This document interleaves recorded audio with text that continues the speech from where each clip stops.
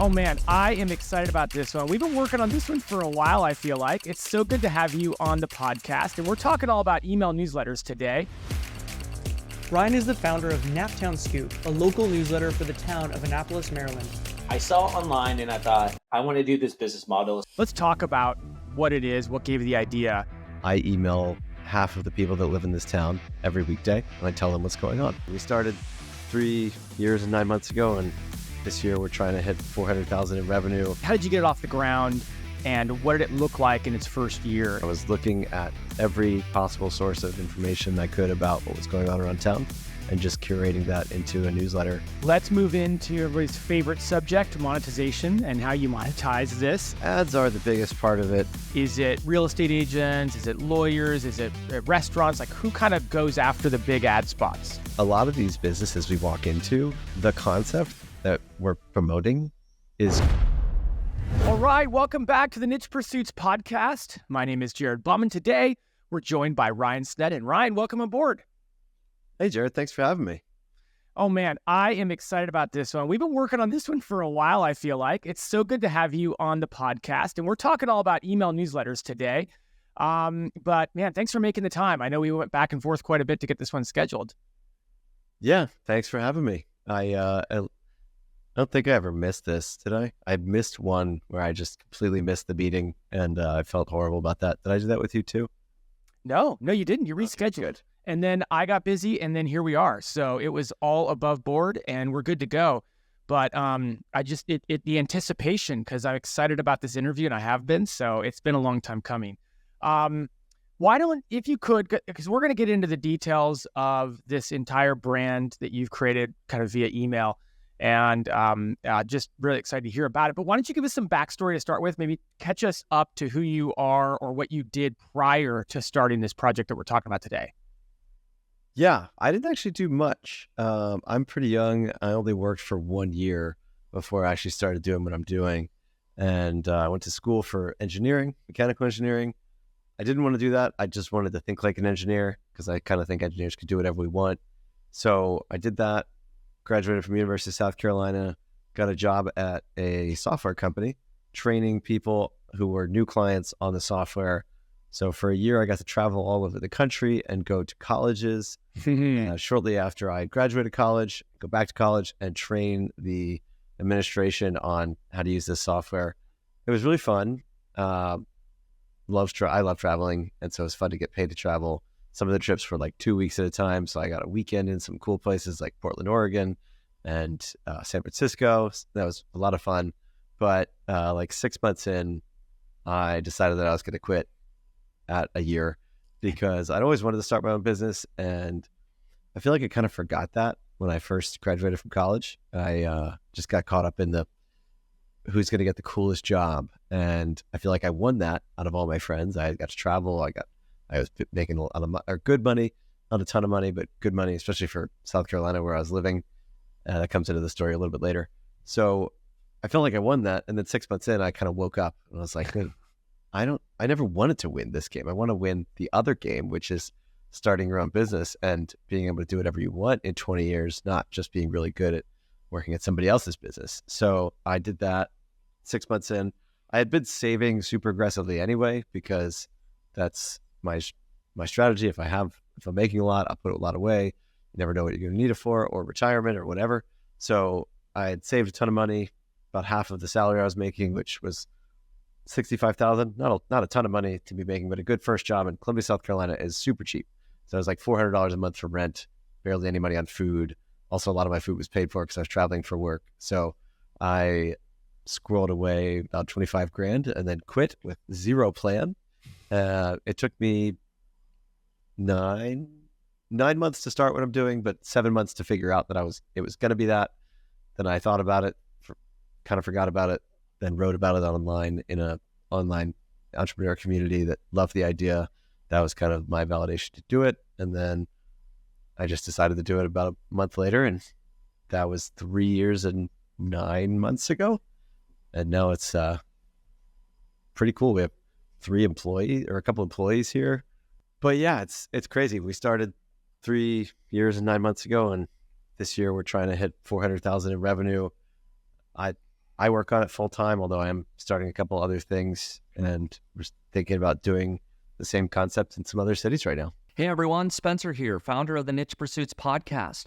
Last year, the traffic to nichepursuits.com more than tripled, with most of those gains coming from Google. In fact, I finally hit the 1 million page views per month milestone. In order to achieve this growth, my team and I publish over 100 articles a month. The final step for each of those articles? We build at least one new internal link to that article using Link Whisper. This helps index it faster and helps it rank better in Google. This also helps us avoid having any orphaned posts in the future. If you want to give your new articles the best chance possible, you need to build a process around internal linking when you publish. It only takes a few seconds with Link Whisper to get suggestions and check the box next to the internal links you want. They are all built automatically once you've made your selections. No need to go into each article, find a relevant sentence, highlight the anchor text, and add the internal link. Link Whisper does all this automatically once you've made your selection. If you want to try out Link Whisper, just head over to linkwhisper.com and use coupon code podcast at checkout in order to get $15 off.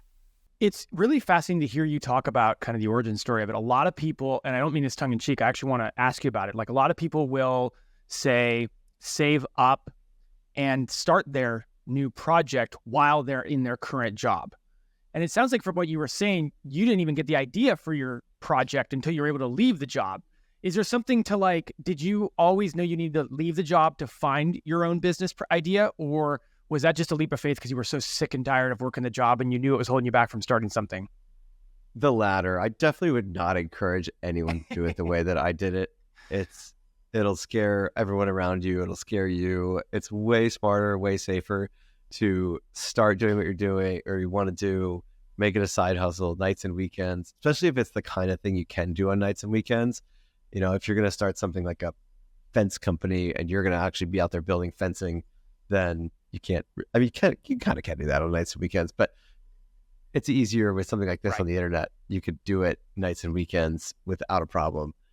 I should have done that. I didn't. That's a totally separate reason though. I really hated my job, and actually it was a great job and a great company and amazing people. I just hated the fact that I had a job.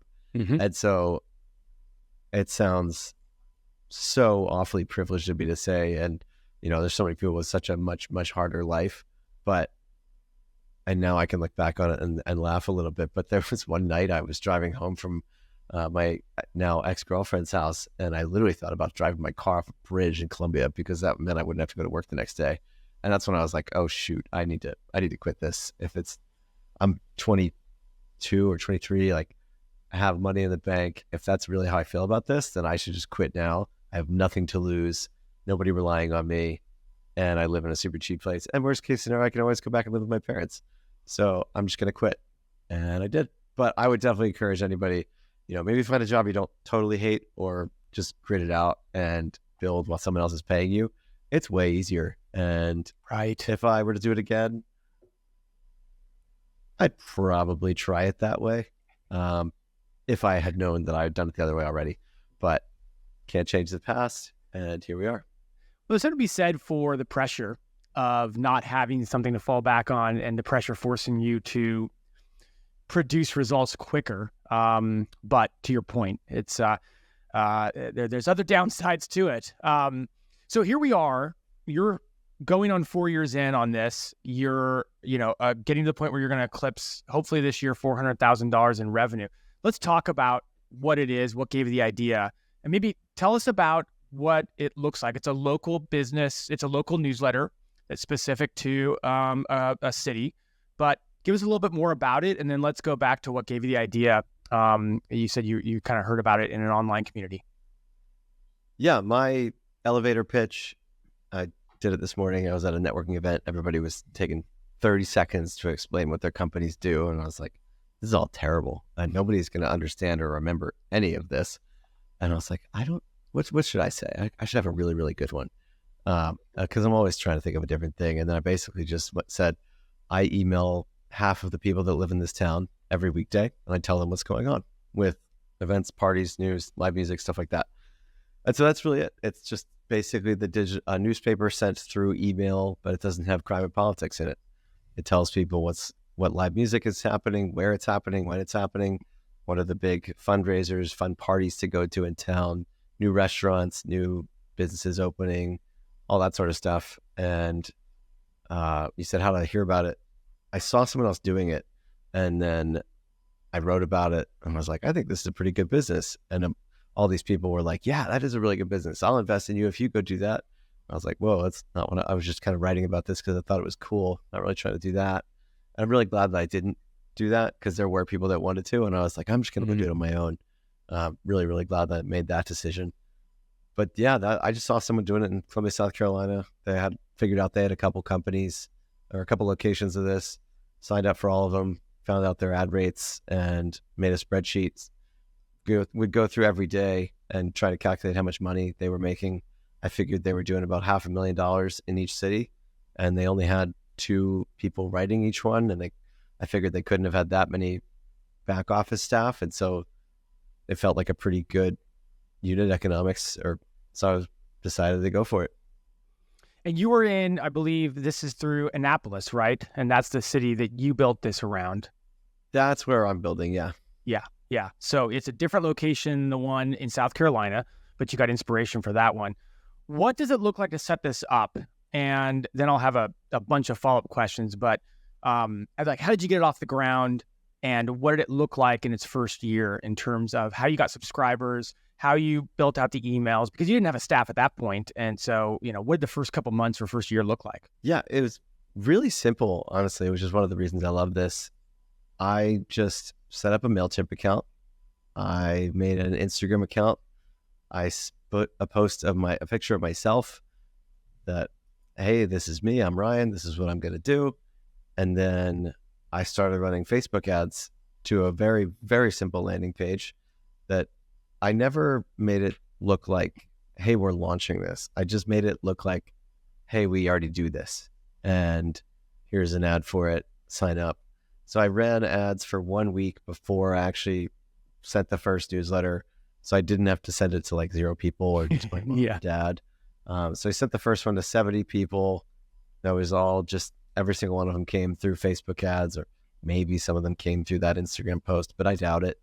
And then the only 2 things that I did to grow were I kept running Facebook ads. I spent almost all the money that I had saved on Facebook ads over the next year and a half or so.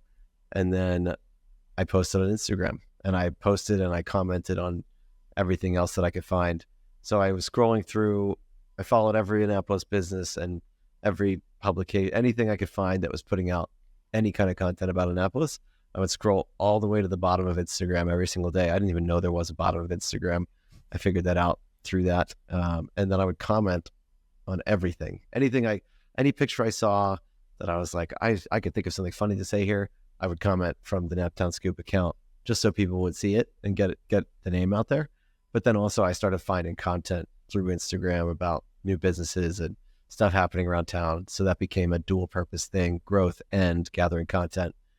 But it was really very simple as far as how it started. I was doing those 2 things to grow, and I was looking at every possible source of information I could about what was going on around town and just curating that into a newsletter. I started doing it every week for 2 weeks. And then I figured if I was going to do this and sell ads, then I wouldn't make enough money doing it once a week. So I switched it to 3 times a week. And then once we sold out of all the ads there, all of the easy to sell ads, because we have ads with pictures and ads without, and there's way fewer ads with pictures. So once we sold out of all the ads with pictures on 3 days a week, it took about 3 years, but I decided to go to every weekday, and that's where we are now. Facebook ads. Everybody listening is probably going to be somewhat familiar with that. What were the building blocks of the ads? And I'm trying to think local. I'm guessing you're probably targeting just the local area, so you can get pretty specific with your audience. Were you offering something? What was the draw when people got the ad to kind of sign up for the list? I don't like offering something to sign up, as I don't like lead magnets. I, from the start, always have done this, always will do this, only wanted people to read it or to sign up because they liked the idea of the product and they just wanted to sign up to read it, not because they wanted to get something else by signing up. So the ads were very, very simple. I chose to cover everything within a 10-mile radius because that's as small as I could target Facebook ads. So I was like, cool, well, that's all we'll do then. And that's never changed. It's always been 10 miles. The ads were super simple. I started out basically just targeting every person within 10 miles of Annapolis. And then as I started to look at the Facebook ads and see which age groups and genders responded best, we started eventually targeting pretty much only women over the age of 35, just because they were so much cheaper to get on the list. And then the ad copy itself was very, very simple. I used this stock photo that, to be honest, I don't even remember how I got it or I paid for it. It's just this woman who was holding a phone in front of her, and the picture's not even good. It's like taken through glass. There's kind of a glare, but it's just this, averagely pretty woman looking at her phone, probably about 30 or so, I don't know. And I just put the words on it. I always know what's happening in Annapolis.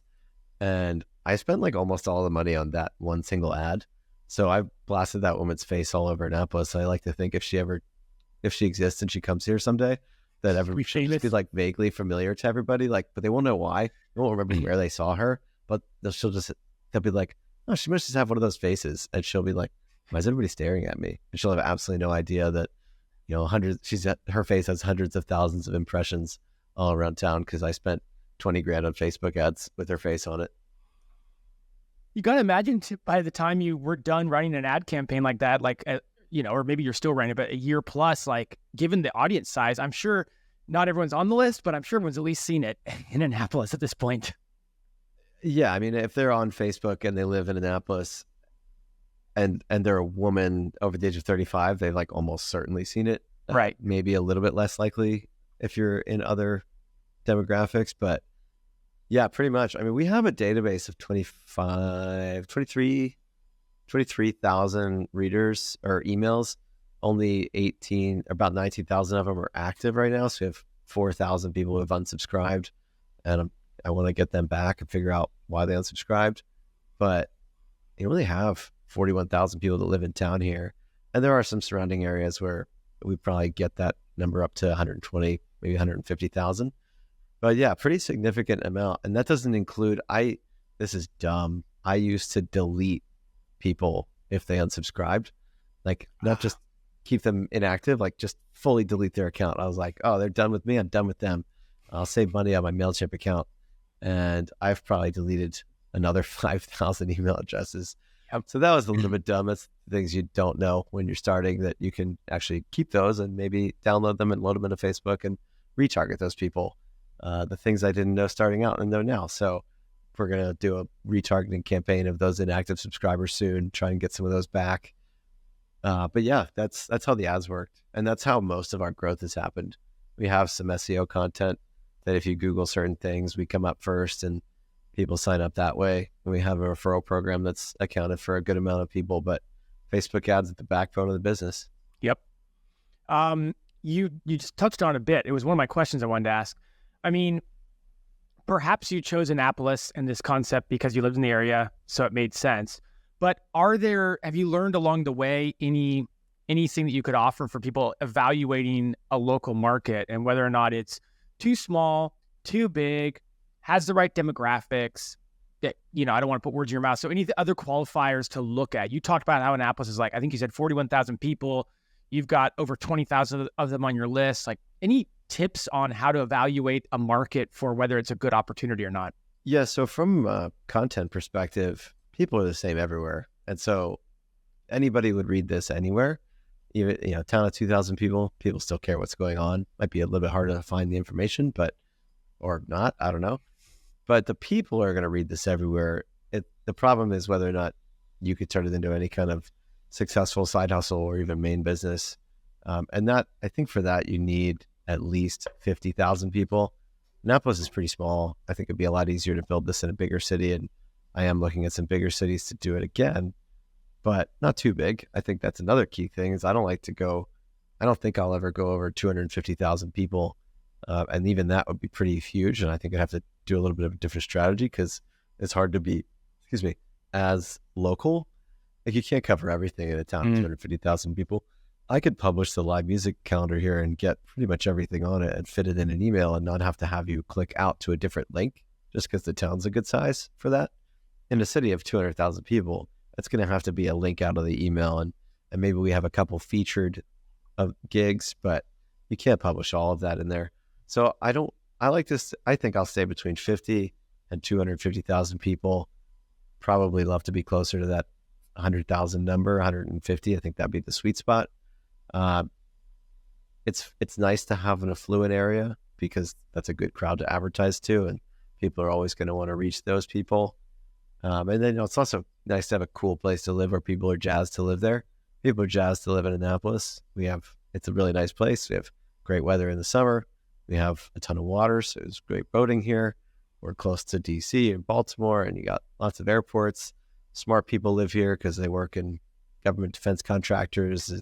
It's a good group of people to advertise to. So that's a good thing for me. And they're jazzed to live here, so they're actively looking for things to do here. They might be a little bit harder in towns where it's not as desirable. And we ask people why they live there, and it's like, well, because my parents and my grandparents lived here, my grandparents before them. But at the end of the day, those people still want to know what's going on in town, and they want to know how they could spend their Friday nights. So all people are the same. It's just, in my mind, who would be great to advertise to.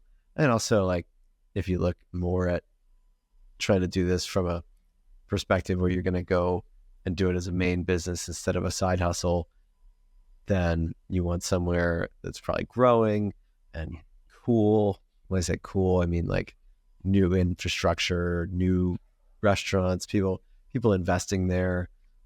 Again, a place that people are jazzed to live, jazzed to invest is great. You talked about how in the first couple of weeks you moved to sending 2 emails a week. You're now, if I have my notes right, you're sending 5 emails. 3. So you started sending 3 emails a week, pretty much. Let's just call it right out of the gate. Yeah, and I did 2 weeks of once a week, and then I was like, this is not going to be enough. So I did an audience survey. Do you guys want this 3 times a week or just once a week?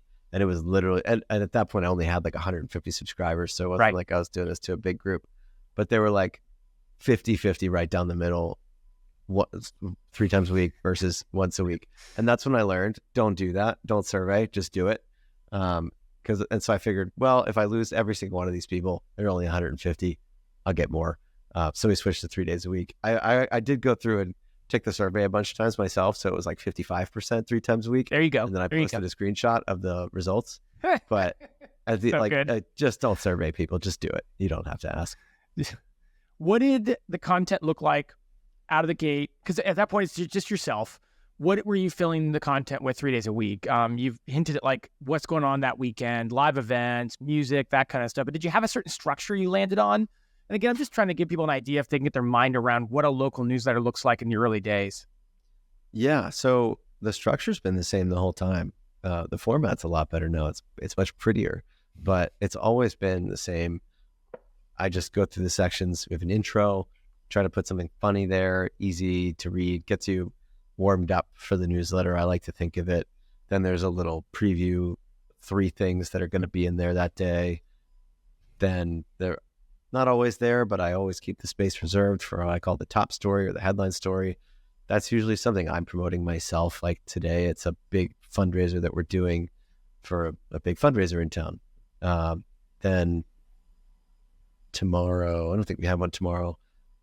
Yes, we will. We'll have another announcement about that fundraiser. But then under that is an ad. That's always been an ad.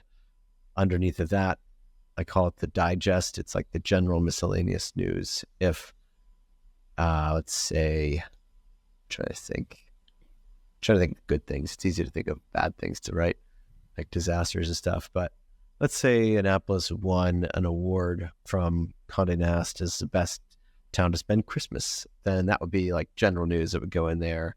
Or sometimes if it's not a huge story, but it's another piece of our content, I'll put it up there just because I want it to be higher in the newsletter because the higher is always better. Underneath of that is the local business section. If a new restaurant's opening, it'll be there. If some of the business is going out of business, it'll be there. If there's an opportunity for like some big grant money for a business, it'll be there. Then underneath of that, there's another ad. with a photo. And then underneath of that, there is events calendar, basically. It's not really an events calendar, though. It's more of a selection of events that we pick. I want to do an events calendar at some point, but I just haven't. And then underneath of that would be what I call civil news. It's like city council meetings, county council meetings, board of education meetings, super boring.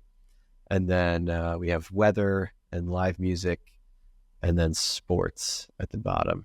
And that's it. So many questions, but the big burning one is, where do you get all your content? I mean, you just walked through just one day of newsletter, of email, and there's so many facets to it. Where do you get all your content? In the beginning, we were going out and getting everything. I made a list of places that were producing content about Annapolis, then the actual newspaper, a couple local blogs, press release pages for government agencies and businesses, Instagram accounts that put out stuff regularly. And we were just kind of curating the best of that. What would people want to care about or want to know about and care about? And always giving credit back to the place that originally posted it. It was all curation in the beginning. Once you get bigger, and it doesn't take very long because people always want press, you get sent a lot of stuff, which is on one hand a blessing because it makes your life easier. You don't have to go out and get everything. And on the other hand, it's annoying because a lot of it doesn't fit my standards, at least. And so I have to say no a lot. And I just hate doing that, especially because some of these events I know that these people put their heart and soul into them. And sometimes I just can't cover it because I know that it's such a small interest group that I can't do it for all of Annapolis. But it's really nice when people start sending you stuff. And then eventually you start, instead of like people sending you events, then you start to build relationships, and like commercial real estate agents are great relationships to build because they'll represent a new restaurant coming into town. And then because they want to add a bunch of value to the owner of the restaurant, they will tell the owner about you, and then the owner will reach out to you. Or maybe if, I went to high school, for some reason, people from my high school love to go to commercial real estate. And so I went to high school with a lot of the people in commercial real estate around town, at least one person at every one of the major companies, actually. And actually, the only one that I didn't go to high school with is somebody who's worked with my dad, who's also in commercial real estate for a while. So he also always calls me, or at least that's how he kind of knew to call me. And so those people are great because they'll tell me about any new business coming into town if they did the deal on it. And that's a great source of information. Another one is marketing agencies. Sometimes a new local business will contract a marketing agency, and they'll tell me that it's going on. So you start to get a lot of people telling you stuff once you get bigger, which is really helpful. And then also sometimes you can be the only place that's getting that information because they're not calling anybody else. Maybe they don't have as good of a relationship with any other publications if there are local publications in town. So that helps too, to be the only one, because people then share, especially any new business opening up. That always gets a lot of shares, and that's always a good thing to cover. Hey everyone, Spencer here, founder of Niche Pursuits. So you probably know the importance of building internal links so your site can perform well in Google. Today I want to share how Link Whisper can help you add outbound internal links to your articles. As you draft your article in WordPress, Link Whisper scans your site, identifying the best internal link opportunities. It then recommends the perfect anchor text and link to add. With just a click, your content is updated with new internal links. No more expensive tools or tedious manual site searches. Link Whisper does the heavy lifting right inside the WordPress editor. Say goodbye to the hassle of internal linking. With Link Whisper, you can focus on what you do best, creating great content. Use the coupon code PODCAST today and get $15 off. Elevate your website's internal linking with Link Whisper now. Building smart internal links just got easier. Go to linkwhisper.com today and be sure to use coupon code PODCAST to get $15 off. I mean, it sounds almost like you're a quasi-journalist in many ways. The way you're describing it sounds exactly like I have a friend who's a journalist, and you build contacts and sources, and as you progress, you start getting stories brought to you and things. It's very fascinating. Yeah, I don't like to think of myself as a journalist, partially because that offends journalists, because I'm not a journalist. I didn't go to school. I'm an engineer not a journalist. And then also, I don't like the way that a lot of journalists kind of act. I feel like there's a superiority complex in that profession that I just don't think people enjoy. At the end of the day, it's just, if you have an audience, people are going to want access to your audience, so they are going to bring you stories, and that's just it. It's a very simple fact. When it comes to content construction, how did you learn what types of content people like the most versus what you mentioned earlier? You mentioned something about, this just isn't a big enough story. It's not a story that a big enough group of my audience is going to like. Like, how do you kind of figure those things out? Because if you put a big email together, you can look at things like open rates and click-through rates. Those are traditional measurements, but how do you know which stories or which parts of the email are the most liked? A couple different ways. The first way, how I started in the beginning, I grew up around here, not in Annapolis, but about 40 minutes away, and I loved Annapolis. So I knew enough about it to know kind of the baseline events that were a big deal. The Naval Academy is a major part of life here, and so anything there that's a big event, and when I say big, I mean like open to the public, and I grew up going to maybe, so I know that it's a well-loved thing that obviously you have to cover. You can do, and now that we're bigger, especially it's actually a significant sample size, you could see what people are clicking, and you can know, oh, like every time we put a new restaurant in, everybody always clicks on the menu link. So let's put the menu in. Actually, even better, instead of let's putting the menu link in and they're clicking out of the newsletter, maybe they won't come back. Let's just put a picture of the menu in so that they stay in the newsletter, but they still get what they want. And then also, I'm just a quick learner. I learn if people are talking about an event, I'm very much involved and in the town and hearing things. And so if you're hearing people talk about a big event, then you probably know it's going to be important. And then also, it's just a little bit of trial and error. You go to something and you see, oh, wow, I covered this once, but this is huge and this is really important to the town. Maybe next year we should cover this a lot more. And then you do that and just start to get this internal knowledge of what makes the town tick. And then once you know the kind of the demographics, you can also kind of assume what they're going to be into. Our audience is 75% women. So if I'm trying to think of a good business example, like we cover almost every business opening in town because that's just what we do. I love business as a business owner myself, and so I want to support all the businesses I can. But I know, like, sometimes I know that some ones are going to do better than others. If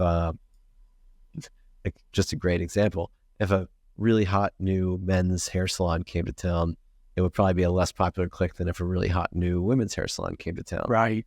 That's just a really basic example, but you start to learn that, especially as you gather data about the audience, and that's all self-reported from surveys that we've run.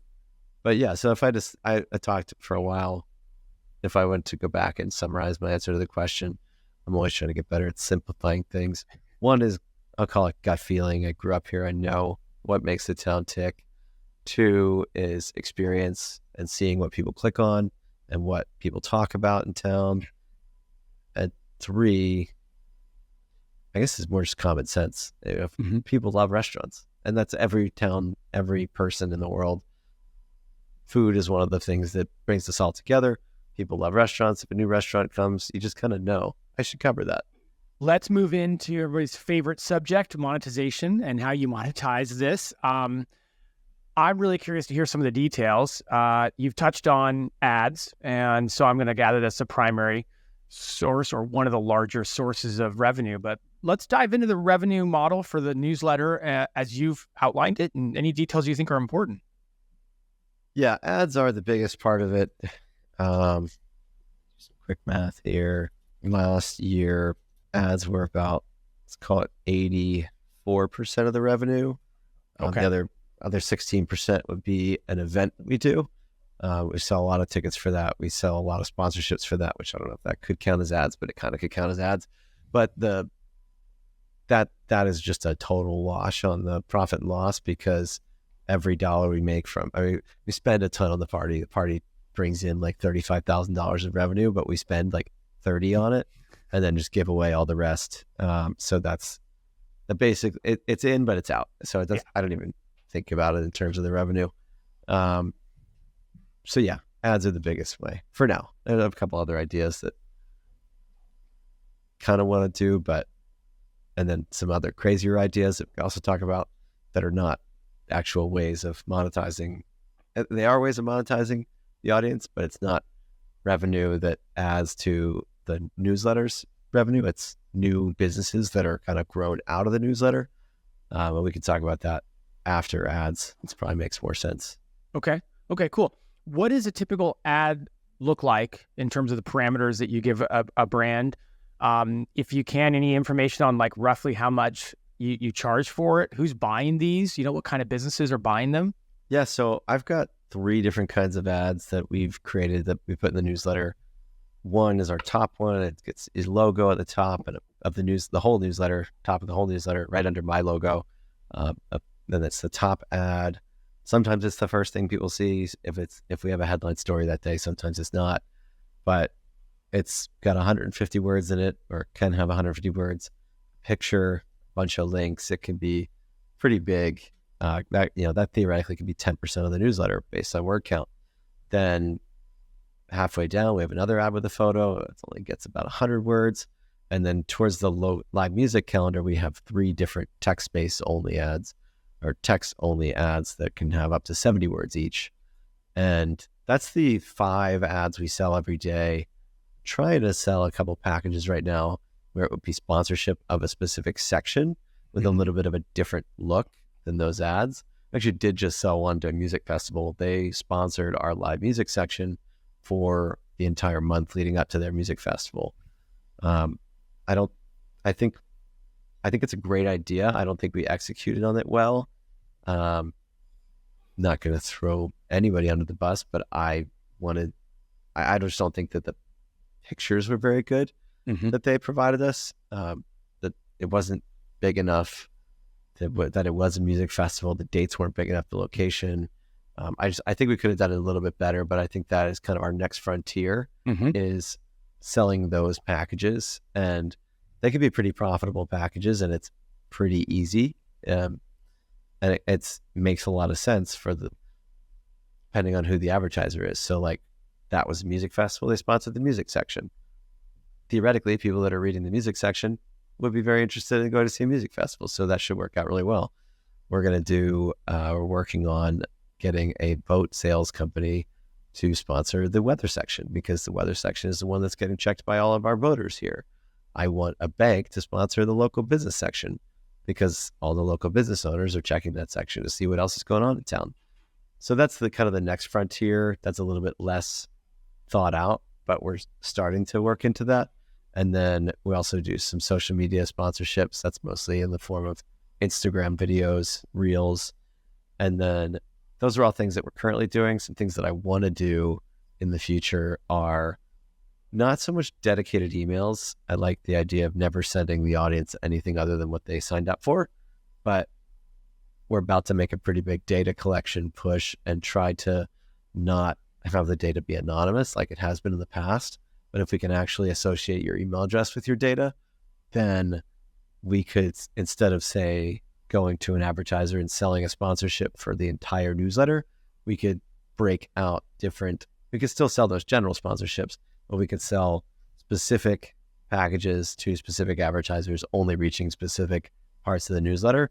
So we're sending all the same editorial content each day, but let's say, just to make it really easy, one half of the newsletter is getting this ad A and one half is getting ad B. Right. Based on the segments that we've broken out based on their data. Advertiser A only wants to reach ad A, audience A. Advertiser B only wants to reach audience B. We could do that. We could sell it not only for more because it's better targeting, but we could sell twice as many or 3 times as many, whatever. That's kind of the next frontier, but I have to figure out how to collect that data, the best way to do that, how to store it, talk to my attorney and actually figure out legal stuff, like all that. That's like a longer term project, but I think that's the real big revenue unlock, because then it's just, data is power. If we have really, really great data, we can sell very specific ads to advertisers and charge a lot more for it. So talking advertisers, and you don't have to say any specific names, but I guess I'm just curious if I could ask, from an industry point of view, what types of businesses are your biggest advertisers? Is it real estate agents? Is it lawyers? Is it restaurants? Like, who kind of goes after the big ad spots? Big ad spots, real estate, residential real estate, that is. We have an exclusive agreement with the only advertiser we work with, so he's our biggest client by volume. That's a fine, but we've had that since the beginning. So he's actually, we have worked with one other agent, but it didn't work out so well. So that ended. We do a great job for this one. And I think we're just going to stick with one because we do a great job for him. And we struggle to do anything for the other one. So even though they were in completely different market sectors, one was luxury, the other one was normal. I don't know. Cut that out. If she ever listens to it, she'll be offended by that, even though it's true. So that's, real estate. Medical is another one. Anything with a really high customer value is basically what we look for.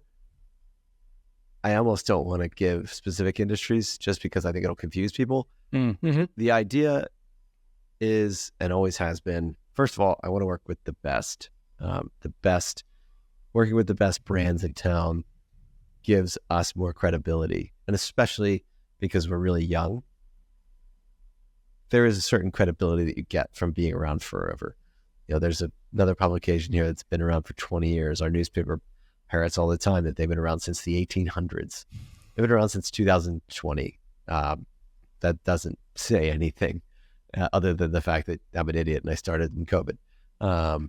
So I try to pick the premium brands in town to associate with. And so also within that, brands or businesses where their average customer value is very high, because that makes it easier for us to sell to them. If we're selling, let's say, $10,000 worth of ads a year or $20,000 worth of ads a year, and we're selling to a real estate agent whose average listing is $2.2 million, that's a lot easier to justify than selling to the ice cream shop who's making $7 an ice cream cone. Right. One's going to make their money back, the other's not. It's pretty easy to imagine that from their perspective. So it's a much easier sale. And so that's really what we look for, is a high customer value, because it's just easier to make the sale. Mm-hmm. And we try to go for bigger long-term packages also, because it's just easier, again, on our end. My sales guy wrote up our numbers on the board the other day from the last 4 years and was like, Ryan, I'm concerned the number of clients we have is going down, but the revenue is going up every year. And I was like, I want it to be that way. So he was a little bit concerned that the number of clients was going down, but it really was by design. All of the numbers are going in the good direction. The revenue just overall is going up. The revenue per client is going up because the number of clients is going down. And then also the share of revenue that made up by the top 10 advertisers by spend is also going down every single year. So while we are getting less and less clients every year, that number is shrinking. It's fine because all the indicators are healthy. Yeah. How do you sell the ads? Is this, I don't want to put any words in your mouth. Like, what's the process you've landed on for selling these ads? It's mostly kind of what I just talked about, finding people that are already spending money. It's easier to convince people who are already spending money to spend with you.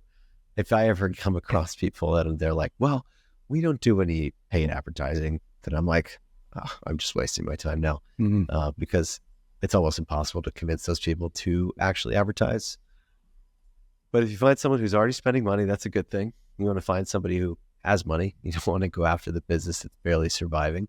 And you can kind of get that sense by, if you're in real estate, talking to your realtor friends, finding out how the market is, just reading the news, seeing where things are, but like the real news, not just like panic. Oh, prices are going down, recession and all that. Just talking to real people that are in there, finding out who's got the money, and from the people that have the money, who's spending the money, where are they spending it, so you know kind of what you're up against, and then finding those high customer value businesses. And then we just go in and we basically say, look, I'm looking at our board right now. You're a veterinarian. your average customer is worth thousands and thousands of dollars a year to you. And they stay for, if you get a puppy, lifespan of a dog, I don't know, 14 years. 14 years times a couple $1,000s a year. If we get you 1 or 2 clients, you're probably going to be profitable, and we can get you more than 1 or 2 clients. I've gotten my veterinarian, I think the last time we talked, we've been working with them probably close to about a year now. We've gotten them over 45 new clients. That is hundreds of thousands of dollars of value, and they've paid us about $15,000. That's the kind of sale that we look to make, where somebody who knows their numbers, knows what their average client is worth, sees our audience and says, yeah, I can get that many customers, whatever, out of your audience. So this can be a positive ROI for me. I can do that. It's just so much easier when they see that and they know their numbers. We know our numbers, and that's usually the sales process. It's kind of a bet. We're like, we bet you that we can get you, for our real estate, we bet you we can get you 1 new listing. For our nonprofit who's got a membership program, like, we bet you we can get you enough members to pay for this ad. And we bet you we can do it the first year. If they are going to stay for more than 1 year, then you're going to come out ahead. I really believe the best way to get wealthy in this world is to create a lot of value for other people and then take a small percentage of it. So that's what we're trying to do here. If I lose sleep at night over the advertisers that I either know or suspect aren't getting a positive return on investment. And most of the time, I'm pretty good at seeing who they are, and I'll go to them and proactively ask if they're actually happy and making money. And usually people don't like confrontation. They're like, well, I don't know. And I'm like, do you need to cancel your ads? Because I don't want to take your money if you're not making more money out of it. That's the whole point of this. That's the whole point of advertising. I knew when I was starting, based on, and this is super conservative, people only staying for a year, people having a lower open rate than we had, and not selling all of our ads. So I was like, if I can pay less than $7 for an email address, then I know I can do that. I'm good. Those Facebook ads will be profitable. And I always tell them this: if I had a campaign that emails cost more than $7, I had to stop running it because it wasn't profitable. The concept, the fallacy of a marketing budget, I guess it's probably a good thing. I don't know, but I've just never thought of it in that way. It's every dollar you spend on marketing should make you at least 2 back. Ideally, you find somewhere where it makes you 10 back. And we found a couple of those clients, and that's who we try to find.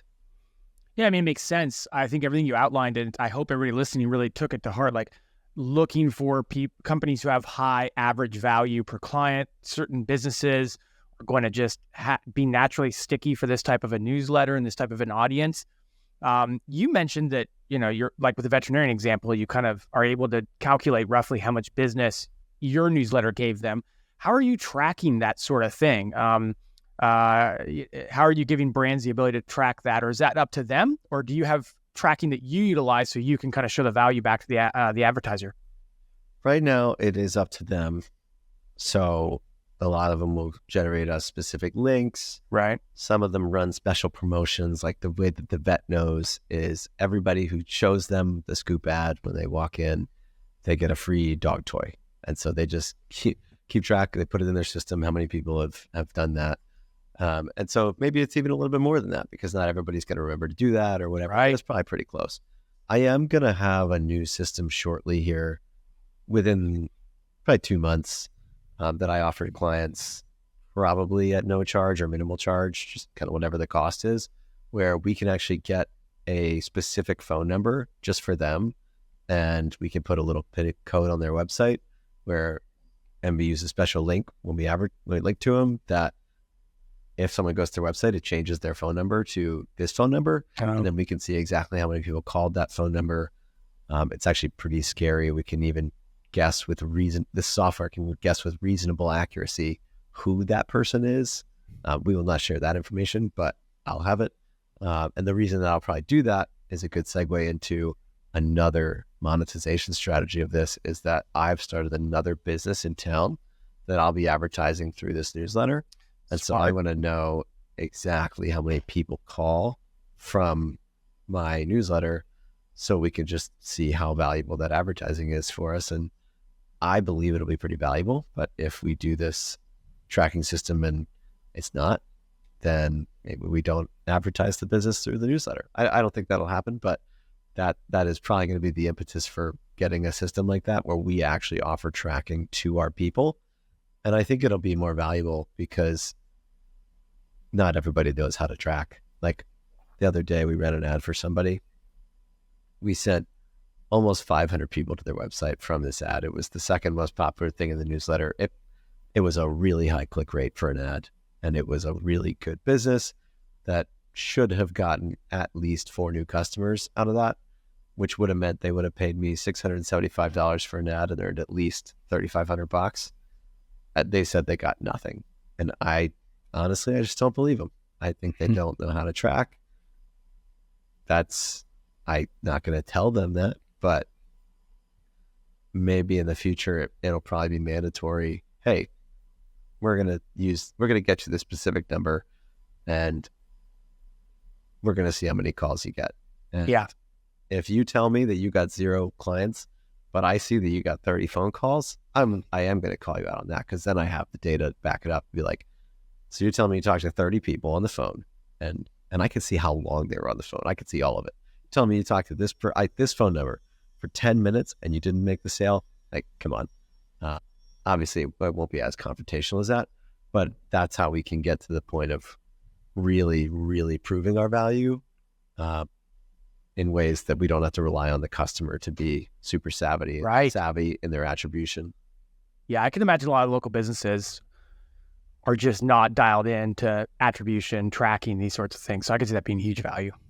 Yeah, you ask how I sell. A lot of these businesses we walk into, the concept that we're promoting is completely new to them.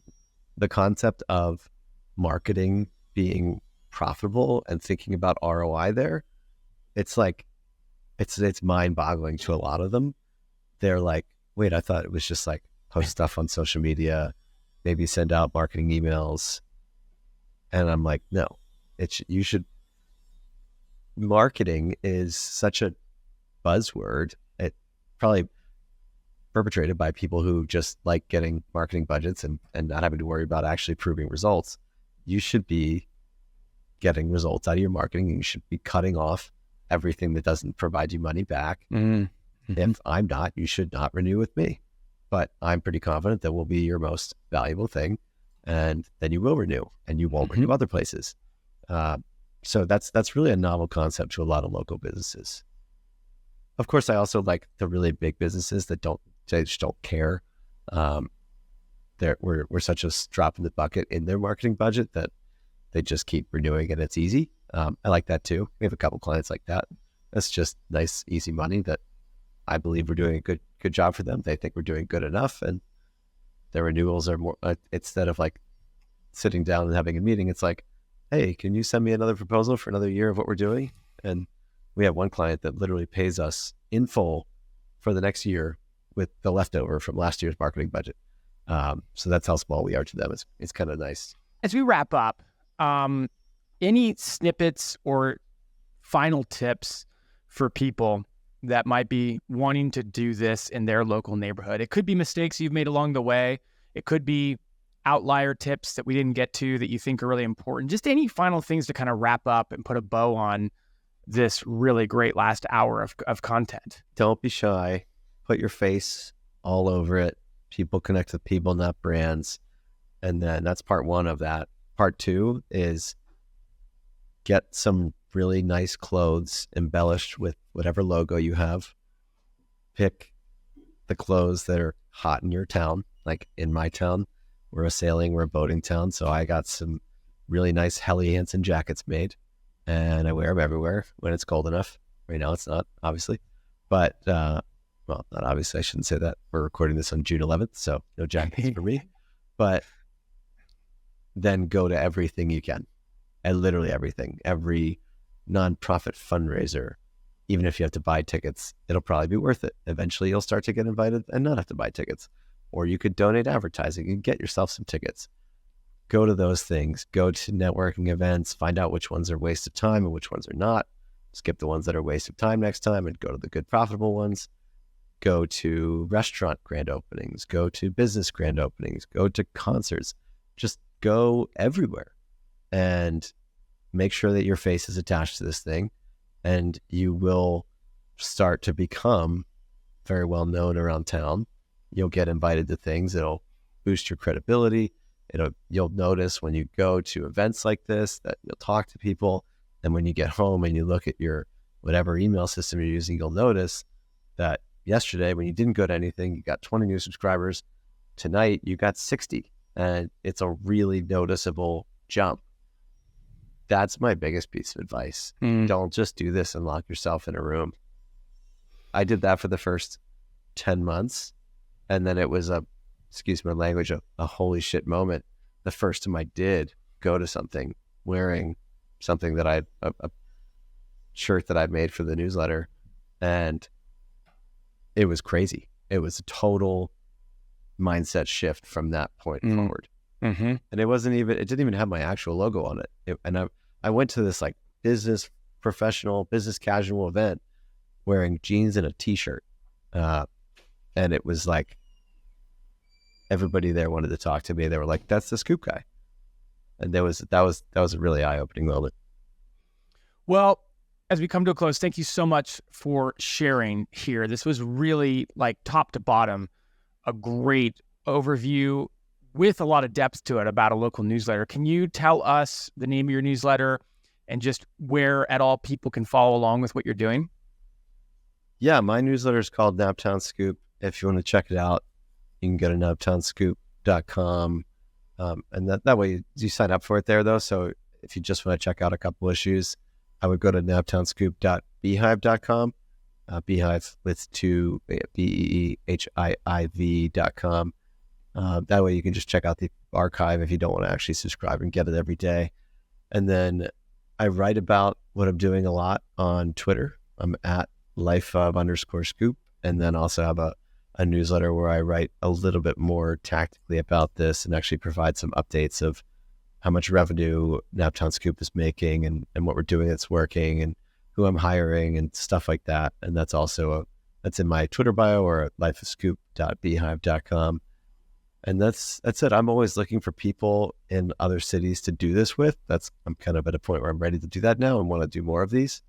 And so I'm hoping to find really good partners to do this in their city and have me on board to, instead of having to take 10 months to learn that you should go to all these events and 3 years to learn the things that I know now, 3.5 years, 4 years, you'd know them from day one. And I think the next time I start a new one, which should be in the next month here, I think I'll get it to the point where this one is now in a year or a year and a half. And that has taken almost 4 years to get here now. But It's just, I know so much more now. And I'm always so much better at something the second time I do something. I imagine a lot of people are, but I feel like that's very, very noticeable in what I do. A quick improver. And I don't try to get amazing at anything. I just try and get like pretty good at a lot of things. And I feel like I get to that point pretty quickly. So I'm excited to see how fast I can take off this next one. Well, good stuff. Ryan, thank you for joining us. I learned a ton. I appreciate you coming on. This is going to be a good one for people to hear through all the way through. So thanks again. Thanks for having me, Jared. Thanks for dealing with the internet issues. No problem. I don't even think anybody's going to know.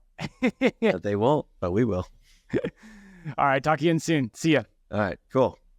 Hey, everyone. Thank you so much for listening to the Niche Pursuits podcast. I just wanted to remind you that if you are ready to start building smarter, faster, and easier internal links, you should check out Link Whisper. You can get $15 off Link Whisper when you use the coupon code podcast at checkout. Head over to linkwhisper.com and use the code podcast in order to save $15. Thanks again for listening.